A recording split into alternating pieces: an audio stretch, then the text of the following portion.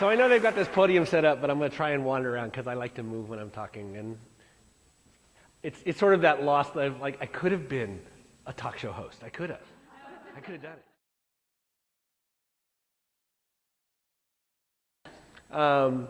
So thank you very much for having me. It's always fun to get to talk to the people who I consider the primary line of pushers in our business, getting books in the hands of kids, even more getting books in the hands of their parents so that they know we're not doing something really horrible and subversive, or if we are, we're doing it for a good reason. So in sort of putting together what I was going to do here today, what I wanted to do is kind of divide it into two pieces. So really there are two things that to me are sort of defining the future of where we're going. And the first one is content, and then the second is just the nature of the changes in both the book selling industry, the publishing industry, and in the reading industry, for lack of a better term. So first I'll sort of talk about the business stuff and the technical stuff. Obviously the biggest thing that we've got going on right now is ebooks and what they're doing to how we sell books, how we think about how we're selling books. The war with Amazon, which the media is loving because they really do like to think of it as a war because that's their favorite narrative, is not so much a war of us versus them as a beginning of an understanding of how one vendor in particular would like to be all vendors and how we can still make them work for us instead of working against us. With dedicated devices like Kindle, like Nook, sadly, unfortunately, the Sony Reader seems to have fallen behind, which was actually my favorite device for a while. There are lots more on the horizon. They will continue to go down in price. They will start to become more prevalent with your kids because they will be able to afford them. I'm still astonished how many kids actually read on their phones. Makes my head spin, even trying to do it. My poor eyesight is not up to it, but they can totally do it with great comfort. And so over the next 10 years, we're going to see the reading medium as an electronic medium become much more prevalent. And what I like to do is explain to people that does not mean print is dead. There are a lot of people who are very much techno-evangelists, and they're like, once this takes on greater presence, once it's penetrated deeper into the marketplace, once there's a device that's basically $5, $10, or maybe one that you're actually implanted with at birth, that the print media is dead. Here's the really interesting thing, particularly as it regards teens. One of the most fascinating trends and differences I've seen in adult publishing and teen publishing. Adult publishing is definitely talking about the dominant growth of ebooks over the last couple of years. Most of the stats you'll see is that ebook numbers, especially on big bestsellers, are approaching 50%, if not exceeding it in a couple of cases. In the case of my biggest bestsellers, the highest I've seen so far is 20% of total sales of a book. Now, part of that is, again, a lot of kids don't have devices. But it's also, what's really interesting, the difference between teen and adult. A lot of teens buy their ebooks so that they have the book the day it comes out. And then they go buy a physical book. Possibly 2 editions of a physical book. Maybe even 3. Because teens like stuff. Teens like to accumulate stuff. They like to have objects on their shelves that represent them, that are who they are. They want to have it physically where everybody can see it. A teen's room is still this place that is them, that they can dominate and completely take over in every way, so that there is no trace of their family, their parents, anybody else. It's their space, and they need stuff to do that. Because if it's all just on their phone, what are they going to do? Stick it up and maybe connect it to a projector so it spins around? It doesn't work that way. Yes, they love electronics, they love tech, and they're the fastest adopters we've got if you give it to them, but they use it all in concordance with each other. It all comes together. It's not just either or. Whereas for adults, it's absolutely either or. And you often hear about adults that are sitting here, well, I don't want books that take up too much space. You know, I often hear my friends who are not in the business who are like always purging books, and it hurts me. It hurts my heart. I couldn't purge a book if I had to, which is why there are just more and more bookshelves built in my house, basement. I actually think if I could build the house out of books, it probably would save a lot of time. But then if you like take one out, do you destroy the plumbing? I don't know. So where that's going. So obviously, as devices become cheaper, we're about to see this next wave of complications.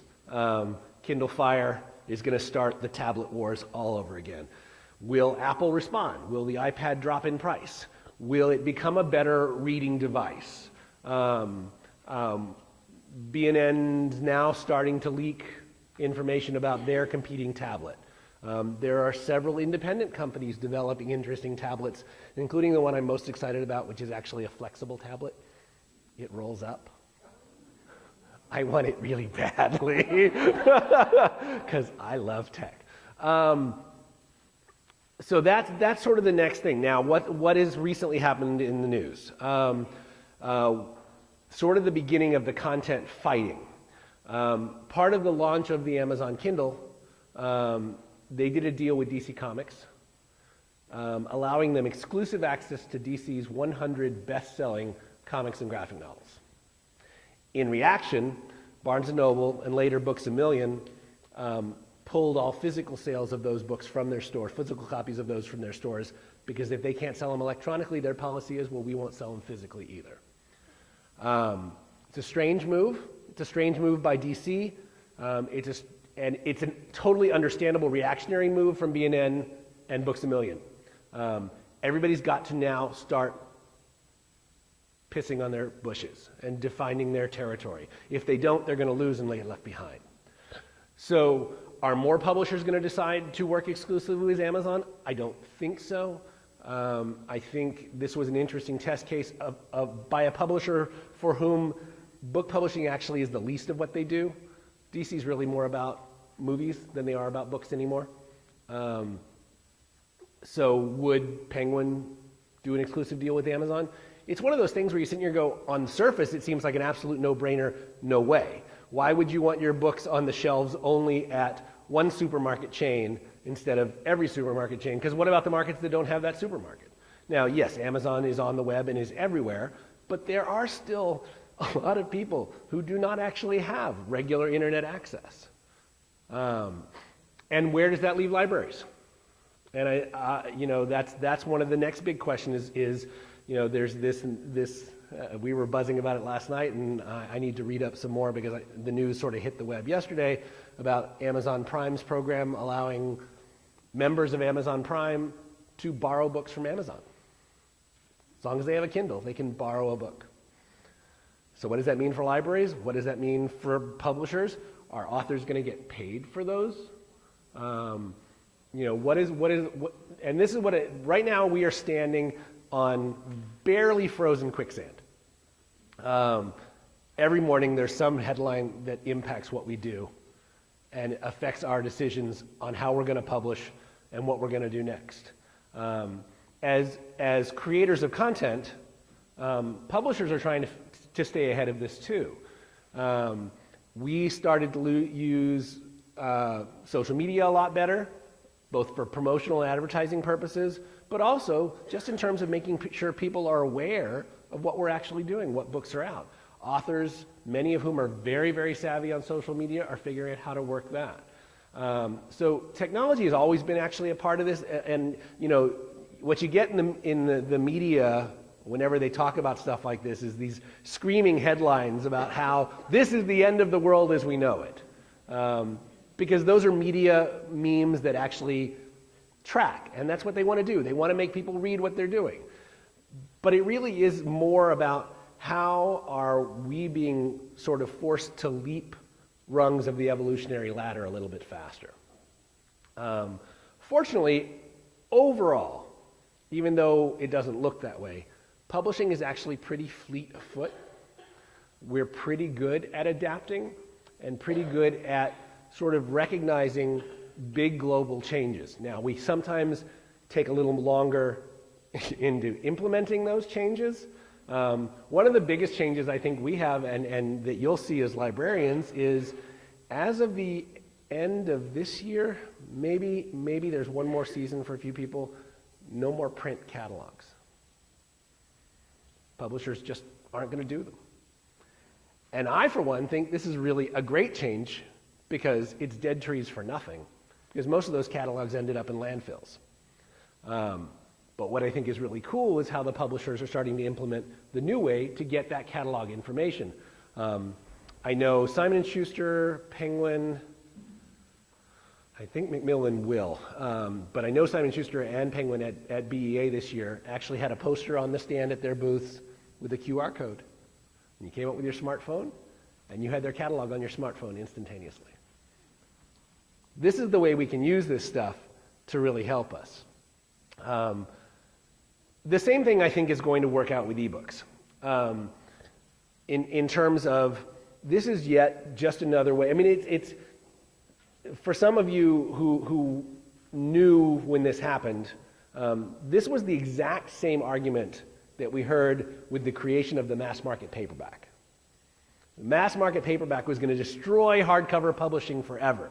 Because why would anybody pay $25 for a book when they could just wait a little while and get it for $5? It didn't. Readers are different. Readers are demanding. Some readers will always want to be first. They want it now. They don't want to wait. And teens, as you probably all know, are even less willing to wait. So what we'll be doing is sort of figuring out how we use all these new mediums to get content to our readers. How we price them is going to be one of the big fights I think that's going to happen. Again, the lovely giant in the room, Amazon really helped push the point that basically writing is easy and anybody can do it, and why should you pay for it? And they created the memes of books are worth 99 cents. And of course, we've all heard stories about people like Amanda Hawking who then go on to make $1 million because she sells a whole lot of books at 99 cents. I think that this valuation is actually the one thing that Amazon has really done that has damaged us. And publishers were incredibly slow to react to it. Now we have to sort of build backwards.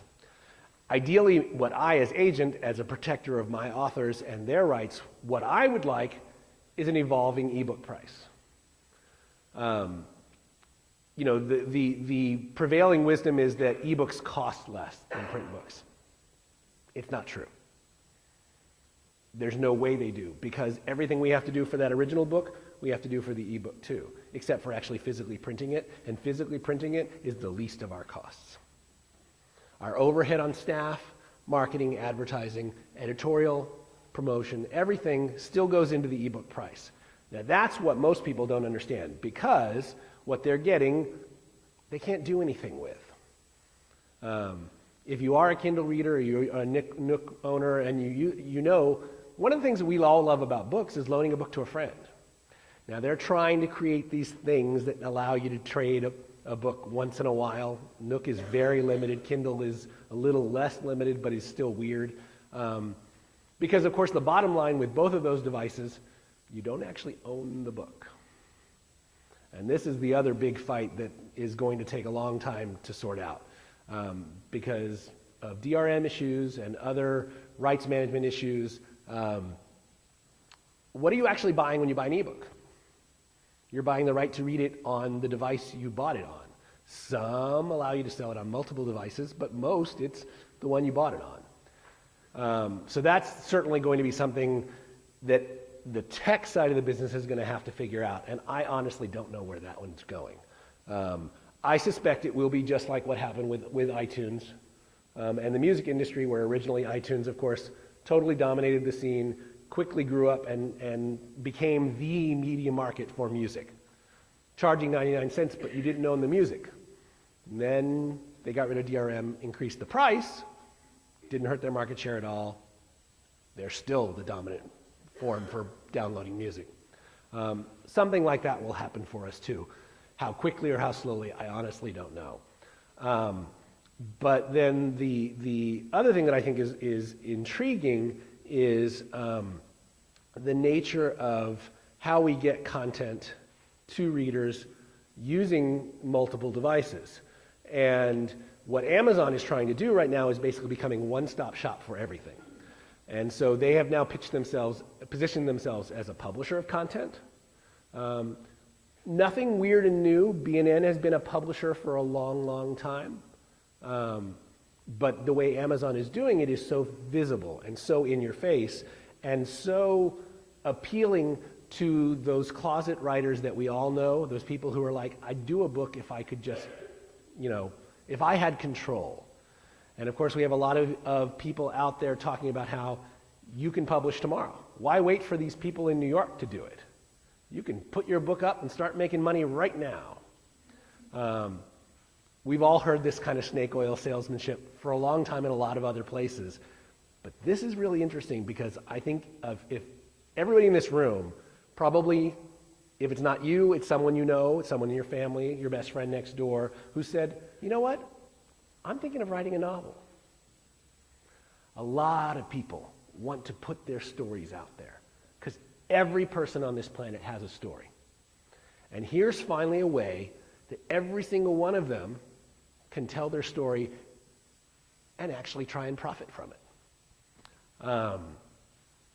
So that's something that we are really trying to figure out the implications of. The biggest problem for me with it is if you are an Amazon shopper, and I'm not horribly anti-Amazon, I think some of the things they do are stupid, but they're a useful tool just like everybody else is. But what all this is doing by sitting here basically not reviewing content in any way, basically allowing anything to be posted there. If you are an average reader and you go on Amazon and you don't know what you're looking for, trying to find it through all the noise is really, really hard. And the average person going on Amazon doesn't have someone like you as a librarian to guide them. And there isn't anybody at Amazon who's willing to help. It's not like Amazon has their version of a librarian who's like, you know what, I like this book and I like this book. What would I like? Yes, they have their shopping paradigms that supposedly do that, but it's actually manipulated by publishers and advertisers and everything. So am I worried I'm not worried any more than like iTunes allows anybody to upload songs as long as they're approved by Apple. Any band, any starting band can put their music on there, and you could, in theory, find it if you know anything about them.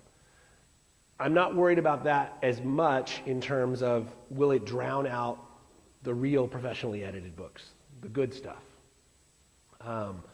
What I am worried is that it starts to tell people that there is actually no difference between the two.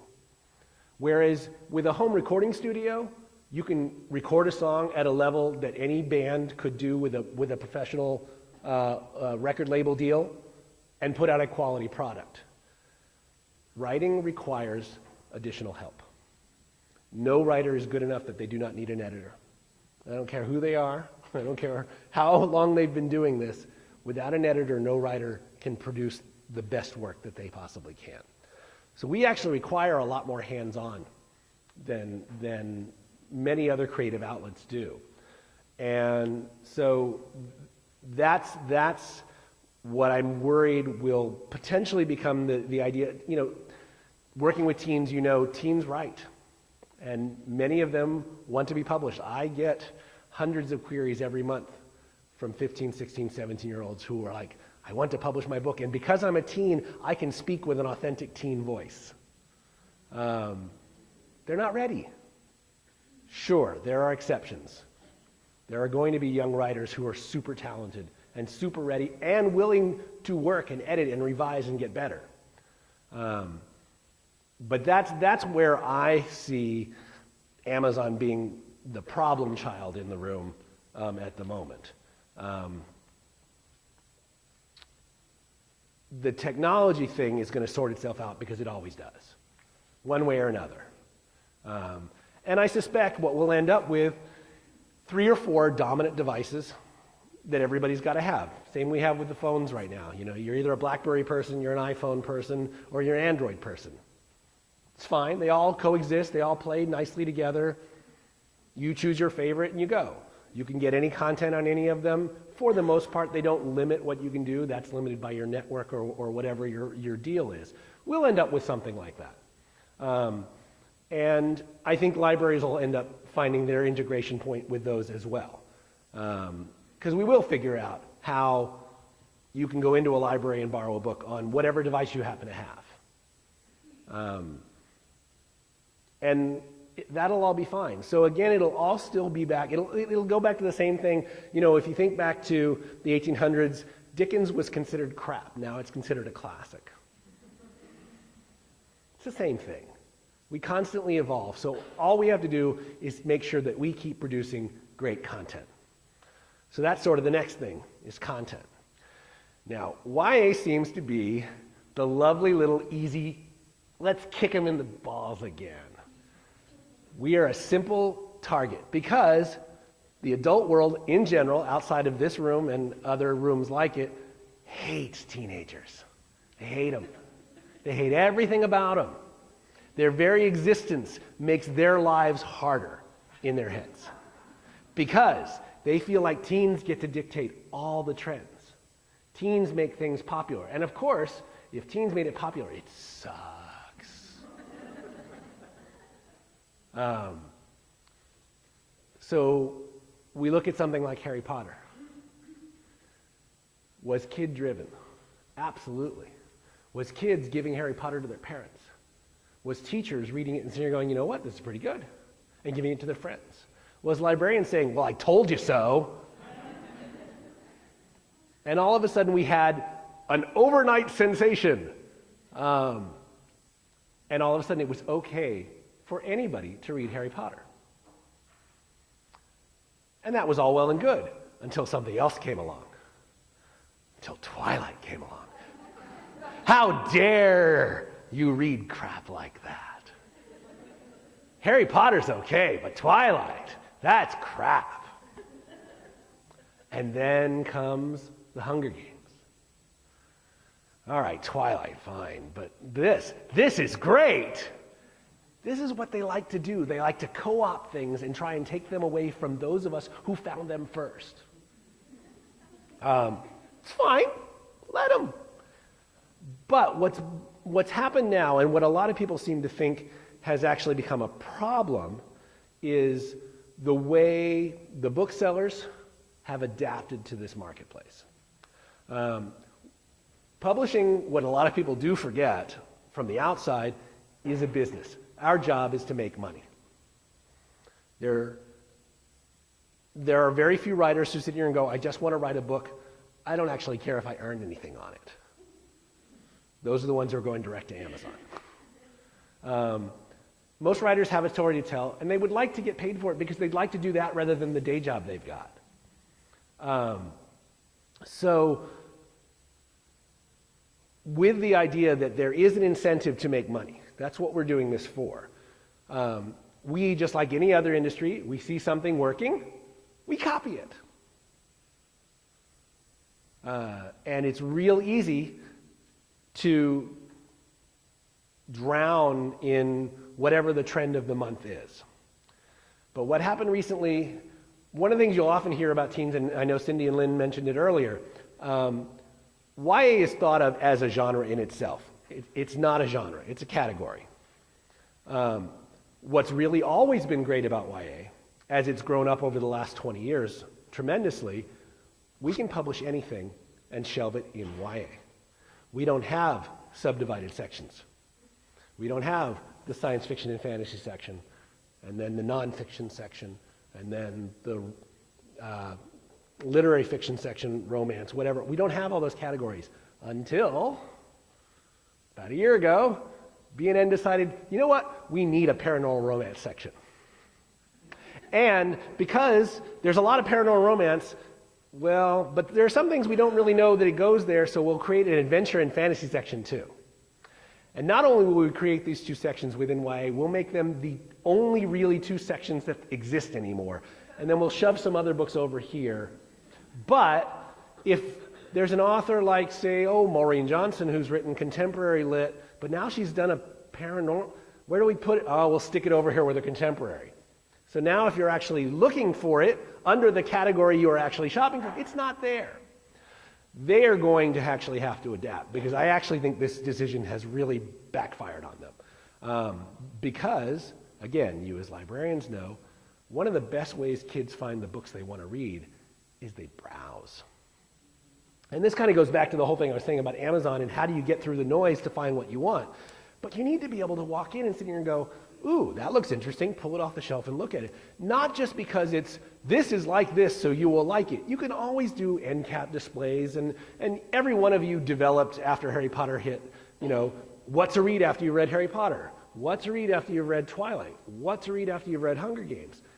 That's our job, is to help direct readers in a certain direction, to help them find things we think they might like. But to tell them that this is all there is, that's where the problem comes in. So that's the noise that we have to really fight now, is allowing them to define us. And of course, over the last year or two, there have been a lot of articles attacking our content. We're too dark. We're too violent. We're too depressing. They want us to be happy. They want teens to be happy. Because happy teens don't make noise. Happy teens don't try and shake things up. Happy teens don't challenge the establishment. They don't want Occupy Wall Street.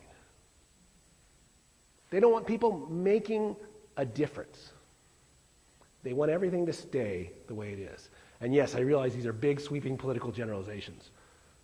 But teens want to do things their way. And their way isn't always right.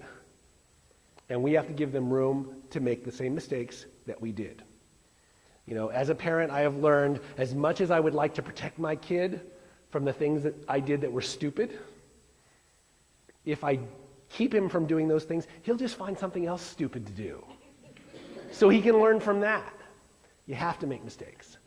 And so we're now trying to find ways to give voice to a lot of these voices. A lot of these writers who are really pushing to do different things, who are really pushing the envelope to try and change both the world they live in and the readers who are reading them, and get out of these very simple definitions. So right now, because it's easy to do, because anytime something's popular, it's really easy to start kicking at it. Now it's a big piñata and you can take a whack at it and you're like, ooh, look, I took a whack at Hunger Games because it's popular. It's easy. And you're going to see tons of it. As that movie gets closer and closer, it's going to become this huge, easy it's like, this is pablum, this is junk. There's going to be lots of those voices. That's fine. Let them. Getting upset about that is there's things like the Megan Cox-Gurdon article in the Wall Street Journal, and we got all upset about it. And, it pissed me off. But at the same time, fine. I'm never going to change her mind. I'm never going to change her mind. She's already made up her mind about what teen literature is, who it's for, and what it's about. But with books like Libba's Beauty Queens and Going Bovine, really pushing the boundaries of what anybody thought YA could be, with Marcus Zusak's Book Thief, redefining what was okay for teens to read, for adults to read. I think a lot of that categorization is sort of fading a little bit. YA is the most dominant publishing family in the business right now. We own the marketplace. We publish the most books. And quite honestly, we publish the best books. Yes, I'm biased, but I'm right. Because adult lost sight of anything other than either making a dollar or standing on their pedestal going, this is a literary masterpiece and you should read it. Now, we've all done it too. As teachers, we're like, you have to read Dickens, you have to read Shakespeare, these are the classics. And that's fine. It's not to say we should bury this all. But it's an understanding that there is more to it. And so if you can, for example, pair a classic with a contemporary and let them see the tropes that still work, the themes that are still played out in the writing, analyzing the writing even at a sentence level and comparing what writers are doing now versus what writers are doing then. The whole idea that the only thing of value has to be 200 years old has always sort of boggled my mind. And it's also the idea of enshrining something as holy and unchanging, and this is what it's supposed to be. This is the book. There are great books. There are always going to be great books. And there are going to be more great books as we progress. And I think it's, as a people, we've always been sort of resistant to change. Change is hard. Change is scary. And it's also really hard, you as purveyors of content for kids, where kids in our society are not as free to choose on their own as they would like to be. You have gatekeepers. You have parents who want to tell them what they should read. So that kids have to sort of find it on their own and find it in their own ways. Our job is to actually make it accessible and to make sure there's content for all of them, no matter who they are, no matter what their background is, no matter where they came from, that there's something for them, that there is someone who has their story. And so the whole idea of too dark and too depressing, you know what? When I was a teen, the whole world sucked. Everybody was against me. I was the only one out there who understood what I was feeling, except when I was reading. And in reading, I could find people just like me, doing things I actually wished I could do, things I really hoped maybe one day I would be able to do. So with content now, what of course, because of Twilight, this paranormal romance thing exploded. And there is lots and lots and lots of it on the marketplace. Just like after Harry Potter, there was tons and tons of fantasy. And so it becomes easy to say, well, it's all this junk. The thing is, this is no different than, when Tom Clancy came out and was successful, and all of a sudden there was all this military spy adventure stuff. And you know what? Most of it was pretty crappy. But every once in a while, someone did something new with it. Someone did something exciting with it. And then that book would help redefine the next wave. And that's the important thing to understand is, as much as we like to publish, as much as we're going to publish, there's going to be plenty of books that you don't like personally, that your kids don't like at all, and that go on the shelf and get washed over. And then there will be plenty of others that will help to redefine a new reading generation. And some of them will be the popular books. Some will be the books that Lynn and Cindy talked about that we're going to hopefully try and make popular. I spend my life finding writers whose work I love, whose books I want on my shelf, and then going out and convincing somebody else. And so I'm sort of the ground zero piece of it, after the writers actually write something, of course. You have that same role. You have that exact same role. Getting a book into a kid's hands, hopefully changing their lives with it, but maybe just entertaining them when they're really stressed out about 15 midterms and getting into college. And there's absolutely nothing wrong with a mindlessly fun read. It is not any less than a significant piece of literary fiction. They're both important, and they're equally important. They both have value. One of the things I find most frustrating, this was a trend we actually thought was going to explode, particularly for teens, and did not, which was graphic novels. I love graphic novels. Without graphic novels, my kid would not even be a reader. Thank you, Jeff Smith. We have too many gatekeepers who don't believe in them. There are too many parents and too many teachers who, there aren't enough words, it's not at reading level, it's less. We kept trying to publish them. We're still trying to publish them. One of the biggest areas outside of gatekeepers we have are actually booksellers. Barnes & Noble, again, this is the categorization issue. Barnes & Noble has a graphic novel section, and their graphic novel buyer needs graphic novels in his section, so his section makes money. But if it's a YA graphic novel, then the YA buyer also wants it, but usually the graphic novel buyer has one out. And if you've been into a Barnes & Noble, you know that the graphic novel section is really, really little. So growing that market has proved really challenging. That's actually a place I'm excited about what could happen with ebooks.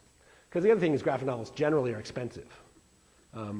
Particularly something like Craig Thompson's Habibi, which is actually not a teen book, although it's going to have a lot of teen readers. His first book, Blankets, was one of those books I think, for me, redefined what graphic novels could do. And I know tons of teens. I think, was that your year? Was that top 10 your year? But I think if any of you are comics readers, and if you have an iPad or any of the other, comics on the iPad are amazing. Being able to blow up a panel and look at it really closely and not get ink on your fingers is really cool. So that may be one place I think technology really could hopefully expand the audience for that. It's certainly something I hope, because it has proven really challenging to publish graphic novels commercially successfully. And then to sort of bring it all back around, one of the other things that's really going on, and is sort of the talk of our business right now, is where are we going to be selling our books in the next 5 to 10 years, in the next year?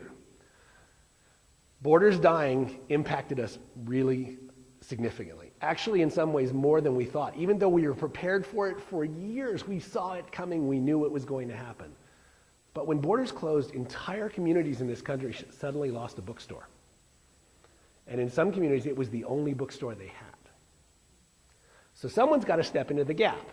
Libraries are going to be able to do that, but of course libraries are struggling for funding. And a lot of these communities where that was the only bookstore may have a library that's only open 2 days a week, if that.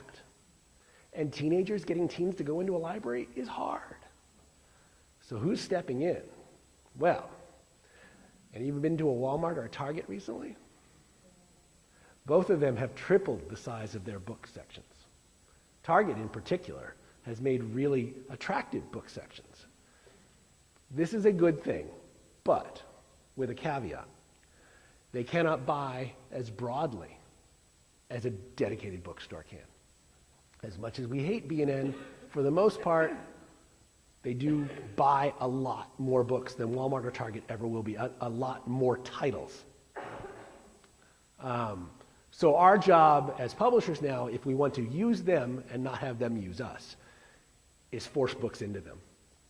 Not let them just take the 5 or 10 big name authors, the big commercial fancy books, the ones that they think are going to sell 200,000 copies, and make sure they take chances.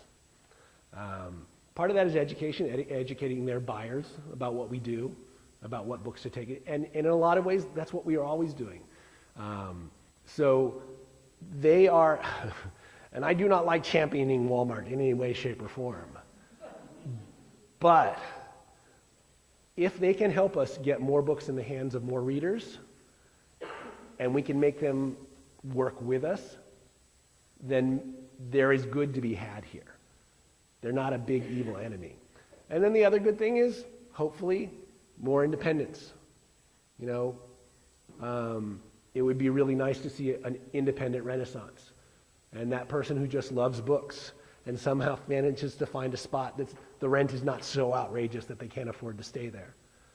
And maybe they can't just sell books anymore. Maybe having a true, just pure bookseller is impossible. You got to have sidelines. You got to have other things that will earn you some more money to help you pay the rent.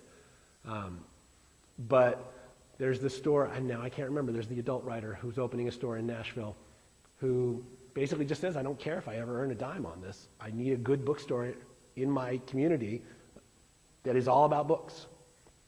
And maybe there'll be a few more crazy people like that. And then, of course, there's Books A Million, which is a small regional chain, mostly in the South, who are now trying to pick up a lot of the closed border stores. So will they become a big national chain to be able to compete with B&N? Hopefully. Again, I don't care who it is. I don't care who my vendor is. I just need a lot of vendors out there, and I need a lot of aggressive vendors, smart vendors who are selling books. Because that's what I want to do. You know, if I help to bring a great book to the marketplace and nobody reads it, I haven't accomplished anything. And so anything that I can do, and that's why I am rosy about the future of where we're at. You know, is it going to change a lot? Where we look today, in 2 years, I'd probably be saying something completely different, if not 6 months. I honestly don't know. And there are people who spend all day sort of trying to figure out where we're going, and they don't know either. We don't know whether this economy is going to turn around. We don't know whether anybody's going to have any money to buy anything other than food. But we have always been, as an industry, a fairly recession-proof business, even though our booksellers can suffer, because when you don't have any money, you can't go to the movies. You can't go see a play. You can't go out to dinner, but you can sit in your house and read a book. And you can read that book 3 or 4 times, especially if you love it. So as long as we keep creating books that people want to cuddle up with, that people want to pass to their friends, that people want to stand on a street corner and shout, "Did you read this?" We're going to be fine. Story is eternal. Every one of us in here has a story. Some of us have the ability to write that story down.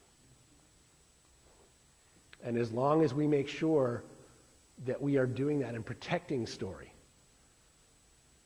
make sure that we are protecting the people who create story, then we're safe as houses. Thank you.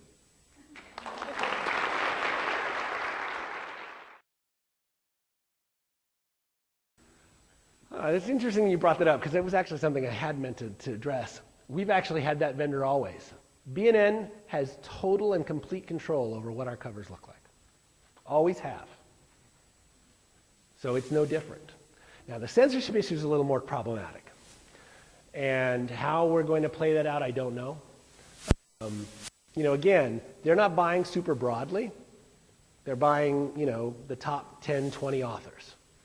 So as long as those 10, 20 authors are selling really well, generally they'll take them in anyway.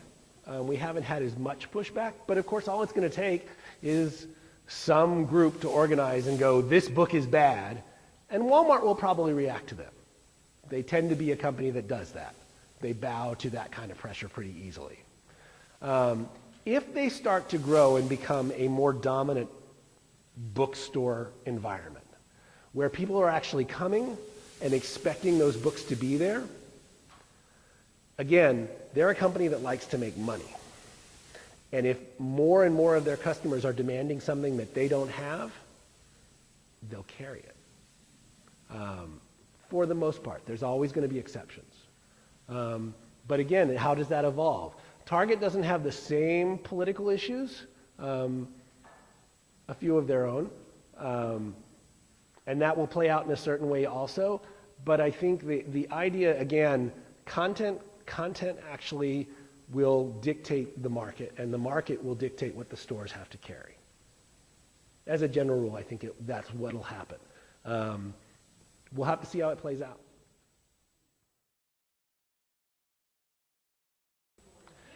But I guess what I would say to you is, it's not actually any different. It's just the scale that's changed. You go back, there was the Stratemeyer Syndicate. There was Hardy Boys and Bobbsey Twins and Nancy Drew, pumped out with multiple authors writing them. Did it stop other books from being published? No, it didn't. There's more of it now.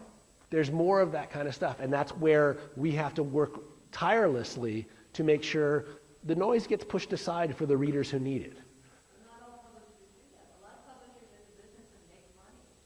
Oh, I think I just got there's no publisher who isn't in the business to make money.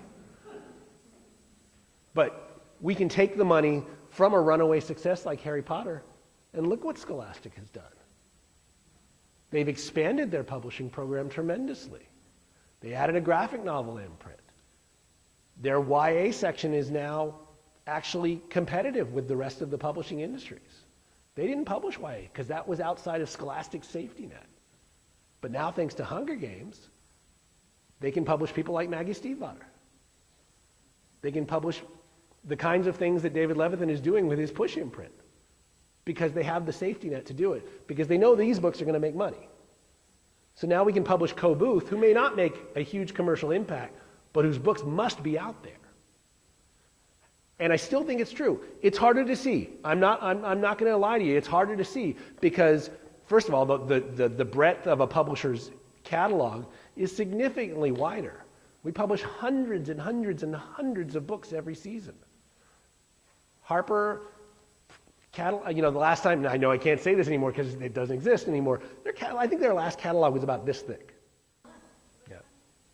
And that's something we as publishers have to fight and have to convince, and we have to push, and we pay co-op, and we'll do whatever tricks we have to do to try and get them to pay attention to this new debut author or this author's new radical new direction.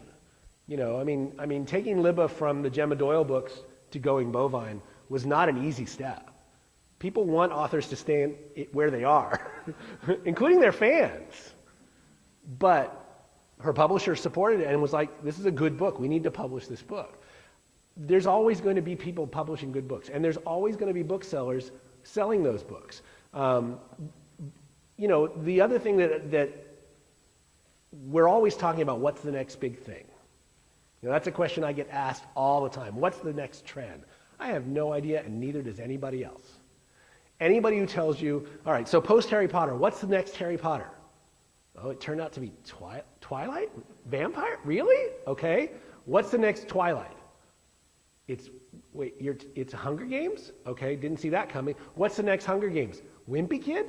Really? Okay. We have no freaking idea. We like to think we do, but anytime we think we're chasing something or we're starting something, we're just barking in the dark because we just don't know. We just don't know what book is going to sell, is going to be the next million-copy seller. All we can do is publish books that we love and hope they will, and push them and spend money on them. It is probably the biggest challenge we have.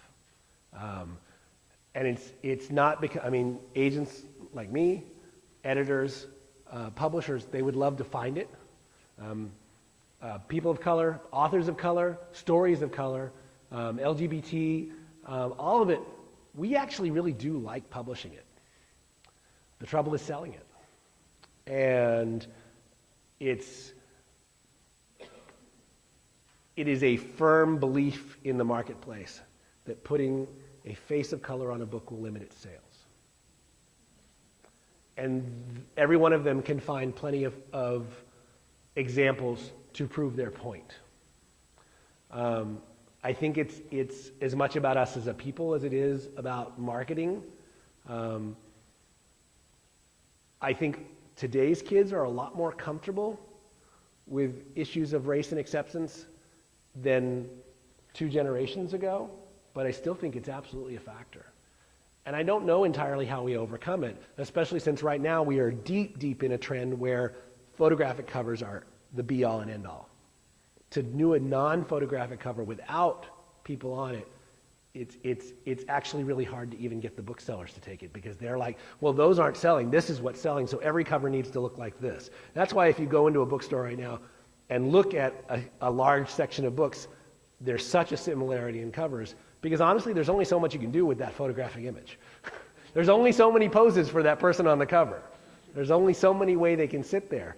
But someone like Angela Johnson has had a face of color on every one of her books. It's absolutely important to her. She won't allow anything else. No stayed images, no race-free images. And so more and more authors are going to have to push for